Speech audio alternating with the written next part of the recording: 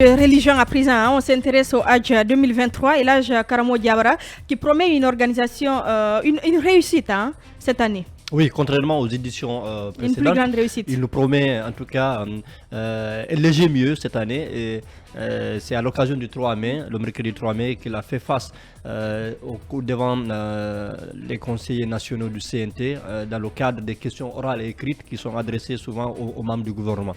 Alors d'abord, il a précisé que cette année, il y a une digitalisation des opérations du Hajj, de tout le processus du début à la fin. Et également, tout ça, c'est pour permettre de moderniser un peu la méthode de travail et l'amélioration de la qualité du service. Alors, il nous fait savoir également que cette année, chaque 30 pèlerins dispose d'un guide. Et ces guides-là, déjà, ont reçu une formation de 2 mois et que chaque guide a un suppléant pour, en tout cas, permettre à bien mener le travail. Il nous informe également que pour ce qui est des dispositions consulaires pour faciliter l'obtention des documents de voyage, notamment les passeports, et là, Karamo Diawara nous a indiqué qu'ils ont invité la DCPAF, la Direction centrale de la police de l'air et des frontières, pour la conception des passeports des pèlerins. Ce qui a déjà été fait, hein, tout à fait. qui est Donc, en cours. Hein, absolument. au centre islamique. Oui, tout à fait. S'agissant donc du coût du pèlerinage, il a encore réitéré qu'il y a une réduction de 3 millions et que la fixation de ce prix ne relève pas de son département. Donc ça relève du pays hôte. Pour ce qui est justement de la prolifération des agences de voyage également, il est revenu pour dire qu'aujourd'hui en Guinée, il n'y a que 16 agences qui sont agréées et qu'il y a bien sûr un cahier de charges qui lie le ministère à ces agences-là et qu'il veillera au respect justement de ces cahiers de charges. Qu'en est-il de la restauration? Qu'en est-il des bagages qui se perdent? Alors à ce niveau-là, effectivement, il a mis en place une commission chargée uniquement des bagages.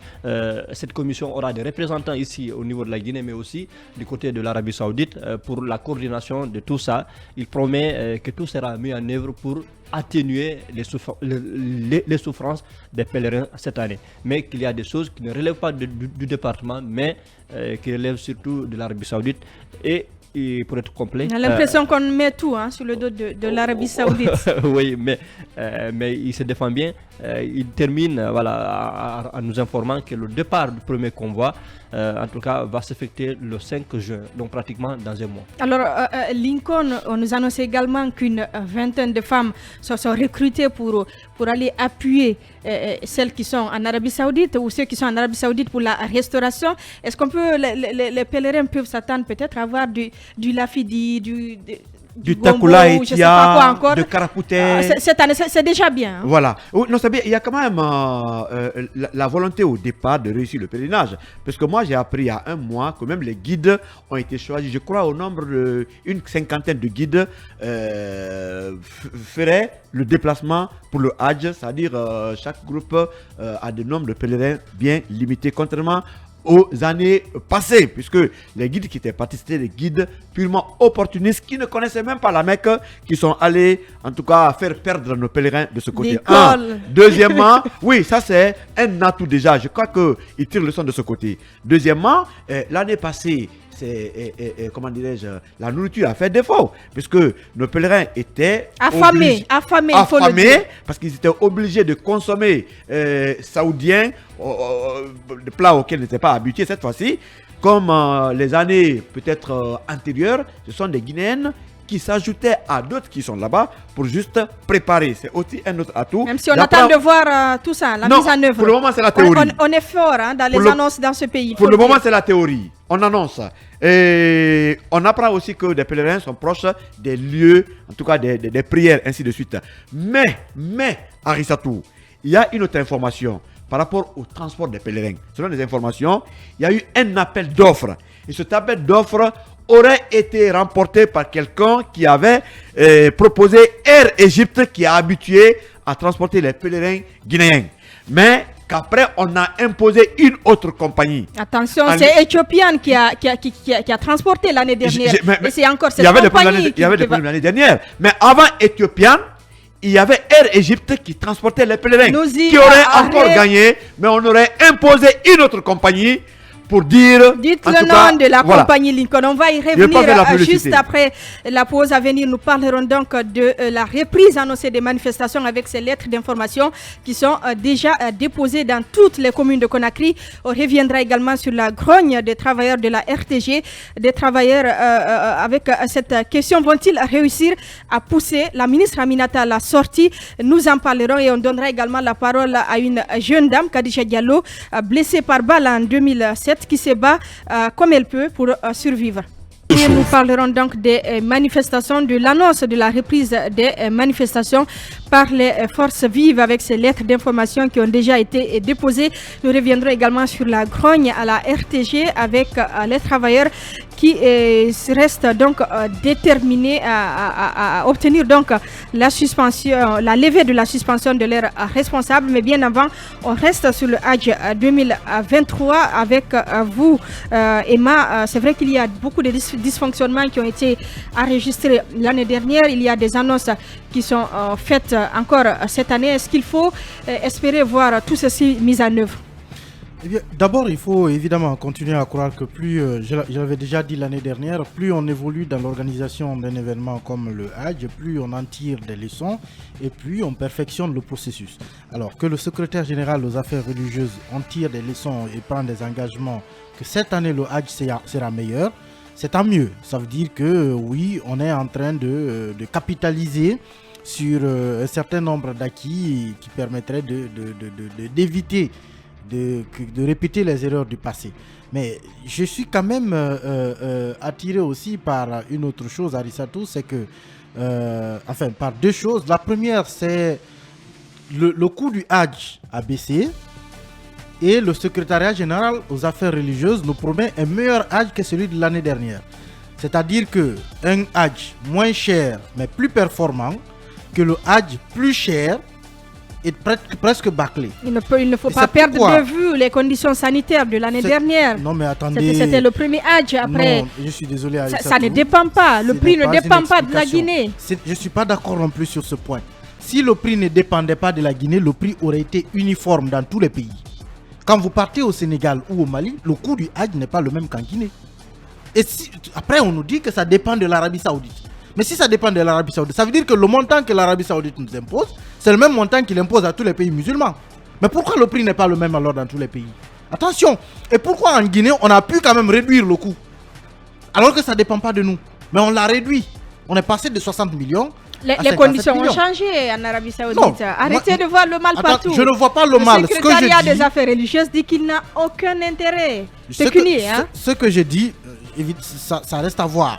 Ce que j'ai dit, Arissatou, parce qu'il y a quand même des gens qui ont versé de l'argent à un moment, qui ont dit qu'ils n'ont jamais fait de pèlerinage et qu'on leur a même pas remboursé d'argent. On en a parlé ici. Ils existent aussi. Hein. Donc, voilà. Donc, il faut relativiser tout cela. Moi, je pense que ce qui est aujourd'hui important, évidemment, c'est de faire en sorte que les pèlerins qui vont effectuer ce voyage puissent le faire dans les meilleures conditions. Quelles que soient les dispositions qui vont être prises, oui, en termes de dispositions, je sais qu'il y a des paramètres qui ne relèvent pas forcément de l'État guinéen, notamment quand les gens sont, une fois qu'ils sont en Arabie Saoudite, il y a certaines choses qui relèvent des autorités saoudiennes, mais certainement pas le coût du Hajj en tant que tel. Mais il faut quand même travailler à ce que la Guinée, les organisateurs guinéens puissent être présents le plus possible sur les segments les plus importants, notamment pour ce qui est du guide qu'il faut pour les pèlerins, pour ce qui est de la restauration également, parce que ce sont ces aspects-là qui ont attiré l'attention l'année dernière. Il faut aussi surtout veiller à l'encadrement des personnes très âgées, parce que on sait qu'à un certain âge, la santé est aussi assez fragile, même si on va avec comment on appelle ça encore, des certificats médicaux qui attestent de la santé de tout le monde. On sait évidemment que tout ceci aussi peut être contesté, mais il faut qu'on se batte pour être présent sur les paramètres les plus importants pour nos pèlerins. Le plus important, encore une fois, étant que ce Hajj se déroule dans les meilleures conditions. Nous, pour terminer sur ce sujet relatif au Hajj, l'année dernière, beaucoup de pèlerins, comme il le disait, se sont retrouvés au centre islamique. Ils ont fait le tour plusieurs fois au centre islamique. Finalement, ils n'ont pas pu effectuer le pèlerinage. Il faut nous éviter un tel scénario cette année. Absolument. Vous allez le laisser parler. Non, je vais le laisser parler. Je vais juste rappeler ces propos d'Elhadj Karamo Diawara à la suite de l'intervention d'Emmanuel. Il dit il n'y a pas plus de 2 pays de l'Afrique de l'Ouest qui payent moins cher que la Guinée. Il parle bien du coup pour le Hajj. Voilà, pas plus de 2, ça veut dire qu'il y a au moins 2. Il y a au moins 2 et pourquoi eux sont moins chers que nous. On ne va pas dramatiser. Hein. Oui, mais on peut s'interroger pourquoi eux sont moins chers que nous.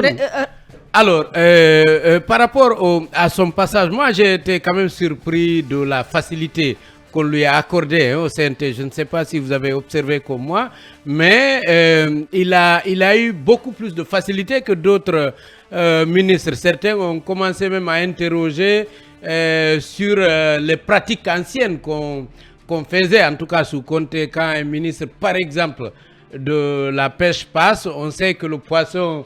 des camions de poissons pourraient suivre, et quand c'est le ministre du budget, on sait que des primes suivent. Est-ce qu'il y a des places, par exemple, pour, comme le dirait le lynx, nos tétards? Est-ce qu'il y a des places comme ça? Parce que honnêtement, ça a été facile pour lui. Karamo Diawara c'est religieux. Oui, c'est oui. peut-être pour ça on a voulu être doux avec lui. En tous les cas, est-ce que son discours était mieux construit que tous les autres? En tous les cas, ça a été facile et il n'a pas été embêté. Alors, par rapport à l'organisation, moi j'ai échangé avec un ami qui se bat pour faire inscrire sa belle-mère et qui me dit que ce n'est pas facile. Vous savez que très souvent, on annonce un montant.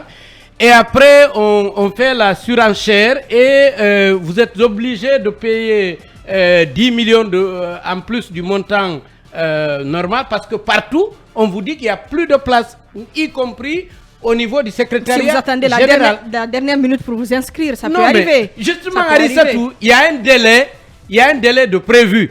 On a dit de tel à tel, vous pouvez vous faire inscrire. Logiquement, jusqu'au 30 mai, c'est possible. Et pourquoi maintenant, là, ce n'est pas possible?